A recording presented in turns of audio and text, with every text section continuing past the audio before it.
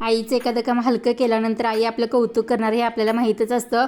असंच माझ्या बाबतीत घडलेलं। मी जवळजवळ 5वी-6वीला असेल आणि आईनं शेतातून हरभऱ्याची भाजी काढून आणलेली, म्हणजे अगदी तोडून वगैरे भरपूर आणलेली करायसाठी, आणि आई बाहेर गेली होती।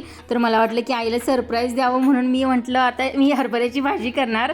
तेव्हा लहानच होते 5वी-6वीला, आणि मला असं कौतुक करून घ्यायला फार आवडायचं। त्यामुळे मी काय केलं, लगेच आई बाहेर गेले तोपर्यंत लसूण वगैरे चिरला, म्हणजे चेचून वगैरे घेतला, तेल वगैरे टाकलं कढईमध्ये आणि फोडणी दिली, लसणाची मिरचीची दिली, अख्खी हरभऱ्याची भाजी त्याच्यामध्ये टाकून सोडली कढईमध्ये। आणि बघते तर काय 5 मिनिटांनी सगळ्या आळ्यावरती आलेल्या, म्हणजे इतकी घाबरली ना मी, म्हणजे हरभऱ्याची भाजी निवडायची असते हे मला माहीतच नव्हतं। तर कुठलं कौतुक आणि कुठलं काय, 4 शिवा खाल्ल्या आणि सगळी भाजी फेकून दिली। आणि भाजी तोडताना जे कष्ट लागतं ना, तर ते आईलाच माहिती होतं। तेव्हापासून मी आळ्यांची भीती वाटते म्हणून दुसऱ्यांकडून भाजी निवडून घेते आणि मगच फोडणी टाकते। चला, हिस्सा आठवला म्हणून सांगितलं। चला, व्हिडिओ आवडला असेल तर लाईक करा। Bye bye.